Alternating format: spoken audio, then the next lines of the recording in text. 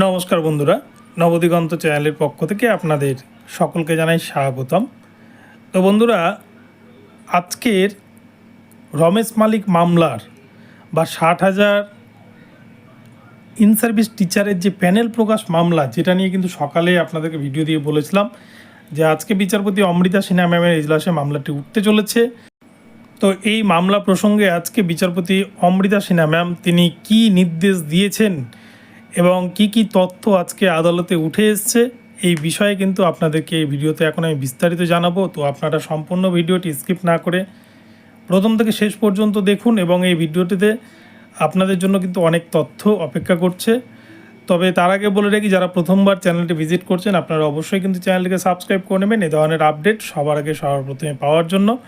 তো চলুন তাহলে দেখে নিই যে আজকে অমৃতা সিনহা ম্যাম এই 60,000 ইন সার্ভিস টিচারের প্যানেল প্রকাশ মামলায় ঠিক কী অর্ডার দিয়েছেন। তো আজকে 60,000 ইন সার্ভিস টিচার, যেখানে মূলত 2014 প্রাইমারি টেটকে কেন্দ্র করে যে দুটি নিয়োগ প্রক্রিয়া হয়েছিল, মূলত 2014 টেটের ওপর আপনারা জানেন 2016 সালে 42,949 নিয়োগ হয়েছিল, যেটা কন্ডাক্ট করেছিল ওয়েস্ট বেঙ্গল প্রাইমারি বোর্ড, এবং সেই সময় পর্ষদের সভাপতি ছিলেন মানিক ভট্টাচার্য, যিনি বর্তমানে জেলে রয়েছেন। এবং 42,949 যে নিয়োগ, সেই নিয়োগটা নিয়ে অনেক বিতর্ক রয়েছে। সিবিআইয়ের রিপোর্ট অনুযায়ী সেখানে কিন্তু আরও 3140 জন ক্যান্ডিডেটকে অতিরিক্ত নিয়োগ করা হয়েছে। তো সংখ্যাটা কিন্তু সেটা 45,000-এর উপরে এসে দাঁড়াবে। তো যাই হোক, এবং এছাড়াও 2020 সালে একটি নিয়োগ হয় 16,500 রিক্রুটমেন্টের, এবং সেখানেও কিন্তু প্রায় 13,000 মতো ক্যান্ডিডেট তারা নিয়োগ পেয়েছে বিভিন্ন ধাপে। তো সব মিলিয়ে প্রায় 60,000 মতো ইন সার্ভিস টিচারকে ধরে নেওয়া হচ্ছে, এবং এই 60,000 ইন সার্ভিস টিচার যে চাকরি পেয়েছে তাদের চাকরি পাওয়া নিয়েও কিন্তু বিভিন্ন অভিযোগ রয়েছে ক্যান্ডিডেটদের মধ্যে। ক্যান্ডিডেটরা আরটিআই করে দেখেছে যে বিভিন্ন অভিযোগ রয়েছে, অনেক ডিপিএসসিতে অতিরিক্ত নিয়োগ করেছে। সেই জন্যই কিন্তু বিচারপতি অমৃতা সিনহা ম্যাম তিনি ডিপিএসসি ওয়াইজ প্যানেল প্রকাশের অর্ডার জারি করেছিলেন। তো সেই মামলাটি ডিভিশন বেঞ্চে রয়েছে এবং আজকে মামলাটি সিঙ্গেল বেঞ্চে ছিল অমৃতা সিনহা ম্যামের এজলাসে। তো আজকে যথারীতি নির্ধারিত সময় মতো মামলাটি কিন্তু হিয়ারিংয়ের জন্য উঠে, এবং হিয়ারিংয়ের জন্য ওঠার পরেই বিচারপতি অমৃতা সিনহা ম্যাম তিনি ইডির যে রিপোর্ট, আপনারা জানেন আপনাদেরকে বলেছিলাম যে লিপস অ্যান্ড বাউন্স কোম্পানি, যেটা মূলত অভিষেক ব্যানার্জির যে কোম্পানি, যে লিপস অ্যান্ড বাউন্স কোম্পানিকে দেখা গিয়েছে 2014 সালের পর থেকে যে কোম্পানি কিন্তু অতিরিক্ত হারে ফুলে ফেঁপে উঠেছে এবং যেখানে প্রচুর আর্থিক লেনদেনের অভিযোগ উঠেছে। তো আদতে প্রাথমিকের নিয়োগ প্রক্রিয়ার সাথে এই লিপস অ্যান্ড বাউন্স কোম্পানি যুক্ত কিনা, বা প্রাথমিকের শিক্ষক নিয়োগে বিপুল পরিমাণ দুর্নীতি তথ্য উঠে এসছে। আপনারা দেখেছেন পার্থ চট্টোপাধ্যায়ের গার্লফ্রেন্ডের বাড়ি থেকে প্রচুর পরিমাণ বাড়ি ভর্তি টাকা উদ্ধার হয়েছে, এবং কলকাতাতে কিন্তু আরও বহু নেতামন্ত্রীর বাড়ি থেকে এ ধরনের টাকা পয়সা উদ্ধার হয়েছে। তো সব মিলিয়ে এই সমস্ত টাকার উৎস কী, এই বিষয়টা কিন্তু বিচারপতি অমৃতা সিনহা ম্যাম তিনি জানতে চান ইডি আধিকারিকদের কাছে। কিন্তু ইডি আধিকারিকরা এই বিষয়টি নিয়ে তারা সঠিকভাবে কোনো জবাব বিচারপতি অমৃতা সিনহা ম্যামকে দিতে পারেননি, বা অমৃতা সিনহা ম্যামের কথার উত্তরে তারা কিন্তু সঠিক হলফনামা পেশ করতে পারেনি।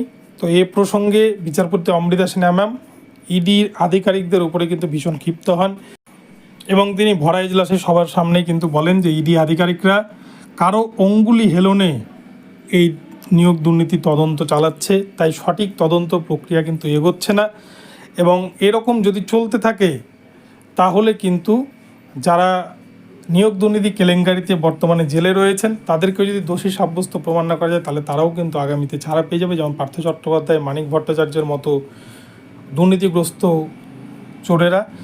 তো এই বিষয়টিও তিনি তুলে ধরেন, এবং এটাও বলেন বিচারপতি অমৃতা সিনহা ম্যাম যে ইডি আধিকারিকরা কিন্তু বেছে বেছে লোকদেরকে জিজ্ঞাসাবাদ করছে। তো এখানে কারো একটা নির্দেশ মোতাবেক তারা কাজ করছে, তাই সঠিক তদন্তের গতি প্রকৃতি কিন্তু এগোচ্ছে না। এবং অপরদিকে সিবিআই রিপোর্ট নিয়েও তিনি হতাশাগ্রস্ত। সিবিআই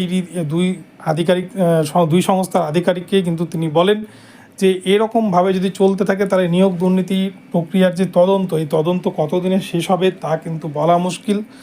অপরপক্ষে বঞ্চিত ক্যান্ডিডেট যারা রয়েছে তারা কিন্তু কোনোদিনই এইভাবে সুবিচার পাবে না। এরকম বিভিন্ন প্রসঙ্গ বিচারপতি অমৃতা সিনহা ম্যাম আজকে ইজলাসে তুলেছেন এবং সাথে সাথে এই সমস্ত বিষয় নিয়ে ইডি এবং সিবিআইকে আগামী 30শে জুলাইয়ের মধ্যে সমস্ত রিপোর্ট কিন্তু আদালতে প্রমাণসহ পেশ করার জন্য নির্দেশ দিয়েছেন এবং এটা বিপুল টাকার উৎস কোথায়, প্রাথমিকের নিয়োগ দুর্নীতির টাকা কোথা থেকে কোথায় গিয়ে পৌঁছেছে এবং অভিষেক ব্যানার্জির লিপস অ্যান্ড বাউন্স কোম্পানি এত ফুলে ফেপে ওঠার কারণ কি, সমস্ত রিপোর্ট কিন্তু আগামী 30 জুলাইয়ের মধ্যে কলকাতা হাইকোর্টে বিচারপতি অমৃতা সিনহা ম্যামের ইজলাসে জমা দিতে হবে ইডি আধিকারিকদের, এমনটাই কিন্তু নির্দেশ দিয়েছেন। এবং এই মামলার, এই রমেশ মালিকের যে 60,000 প্যানেল প্রকাশের মামলা, এই মামলার কিন্তু আগামী শুনানি দিন নির্ধারিত হয়েছে 30শে জুলাই 2024 তারিখ, ওই দিনই মামলাটি উঠতে চলেছে।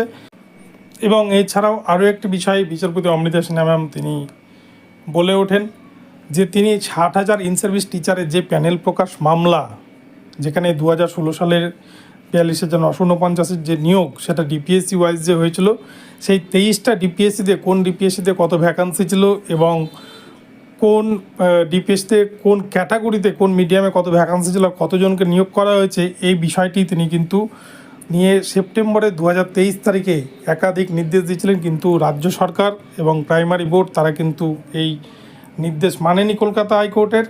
তাই এই নির্দেশকে কেন মানেনি রাজ্য সরকার, সে বিষয়েও কিন্তু হলফনামা দিতে বলেছে আগামী 30 জুলাইয়ের মধ্যে। সব মিলিয়ে আগামী 30 জুলাই 2024 তারিখে বিচারপতি অমৃতা সিনহা ম্যাম কিন্তু একটা ভয়ঙ্কর হয়তো রায় দিতে চলেছেন এবং সেই দিনই হয়তো এই মামলার তিনি সিঙ্গেল বেঞ্চে শেষ করতে চলেছেন। আজকে কিন্তু ওনার কথা থেকে এরকমই একটা বার্তা পাওয়া গিয়েছে মোটামুটিভাবে।